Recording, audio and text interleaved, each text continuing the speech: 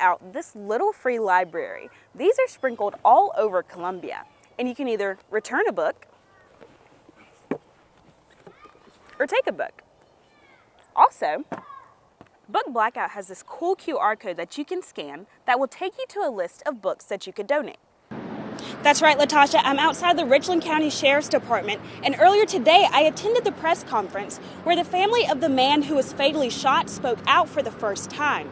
They said he had a mental illness, which deputies were aware of due to prior incidents. The attorneys are also calling for the release of all body cam footage to the public. I'd like to warn you that some of these videos I'm about to show may be disturbing. Some majors require classes that discuss topics that fall under critical race theory. If these bills were to pass, courses that discuss current events, controversial issues, or critical race theory would be empty. Thanks, Troy. I'm right across from the Columbiana Mall, where earlier today I spoke with employees from businesses around the mall. When I walked in to see if anyone was working Saturday during the shooting, their eyes got wide and they said, "Oh yeah, we were there and saw everything unfold."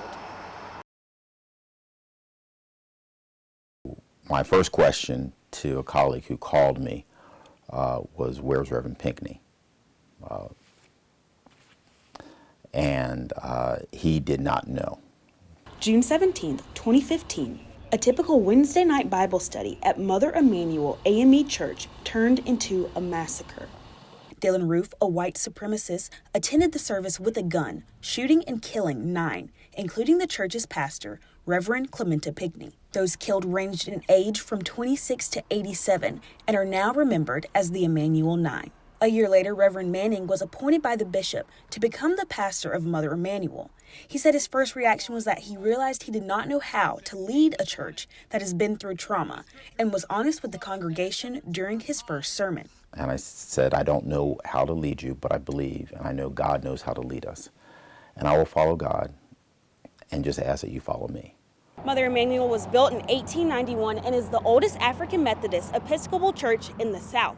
This building has stood tall for more than 100 years, and the people within the church have also learned to stand tall and push forward in the face of adversity.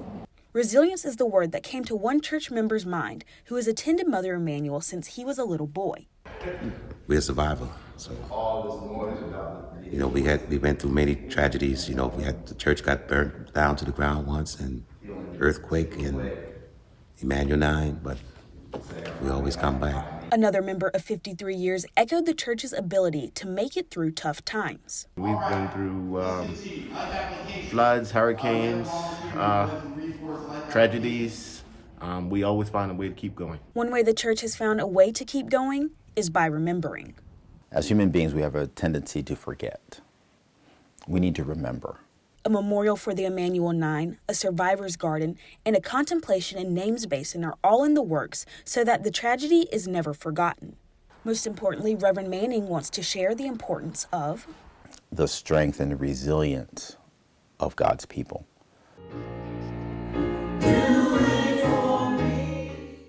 And the message of forgiveness, hope, and love that I would pray will continue to resonate in a world that needs to hear those words more frequently. For Carolina News, I'm Makayla Evans.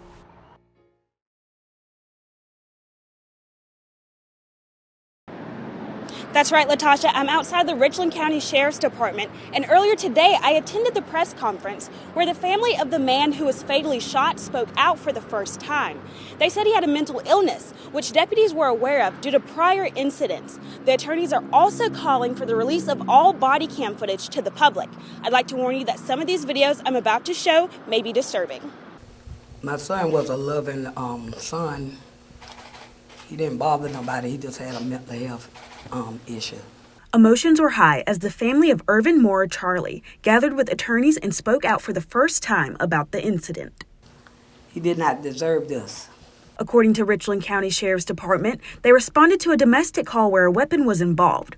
Moore Charlie had a wooden stake in hand and was told to drop it. Irvin, drop the knife!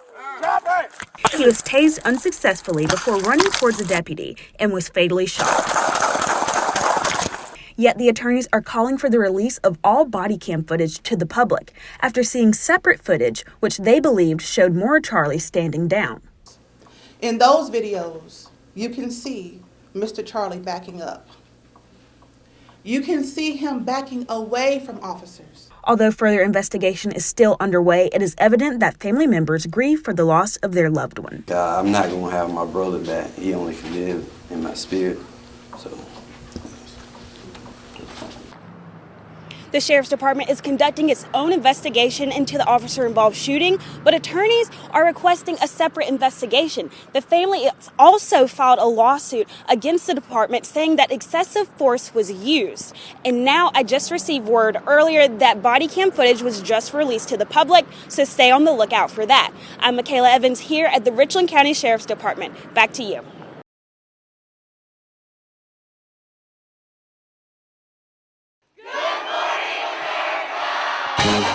The Good Morning America Rise and Shine series made its way to Colonial Life Arena. The series travels to highlight the cultural richness and resilience of all 50 states. The GMA team popped in to celebrate Dawn Staley's success as the women's basketball coach and her advocacy for supporting women. It's not often that you get your flowers, and you don't get your flowers on the national stage like GMA. The Good Morning America Rise and Shine segment was hosted here in Colonial Life Arena and hosted by 2 USC alumni. Kenneth Moten and Eva Pilgrim are both news correspondents for ABC News Good Morning America and paid a visit to where it all started. It is great to be home. This is where I learned it. This is where it all started for me, right here on this campus. Moten took over the USC Instagram and shared memories of their time together in school back in 2004. I think the last time Kenneth and I were both at Colonial Life together was on graduation day. So being back in there, we were laughing about the fact that, that was the moment we walked across the stage to start like our grown-up life. She's my best friend in the business. We started here and now we're working, at ABC together at the network. They shared their wisdom with upcoming journalists to show that they are proof that with time, they can make it into the business. I can trace a direct link from my time here at the University of South Carolina to the successful life I have now as a national correspondent for ABC News. The Rise and Shine series brought them back to where a friendship of a lifetime began, from the classroom to the national stage of Good Morning America. I promise it's worth it. For Carolina News, I'm Makayla Evans.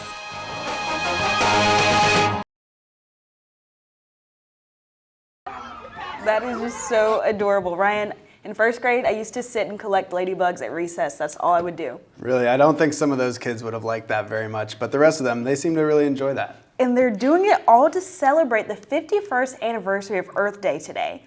Welcome back to Carolina News. I'm Makayla Evans, and it's time for sports. Gamecock Nation is just 2 days away from seeing the USC football team back in action. Thanks, Kyle. I know I'm excited about this fix because every time I go home down I-77, I hit all of the potholes and my car fills every single one of them. Yeah, I'm on I-77 just about every day, and I totally agree with you there. My car does not like those potholes. Not at all. Finally, tonight on Carolina News, get your blankets and pillows out because it is National Napping Day. Yes, we've quickly moved away from those colder temperatures. Currently outside it is 70 degrees and feeling great. The sun is shining. We'll have to bring out the jacket later today. It'll drop down to 48 degrees. And we will have to look out for a flood warning later. But after that, going into the rest of the week, it's going to be warm and sunny skies. I'll have that and more later on in the show. Back to you, Alexa and Corbett.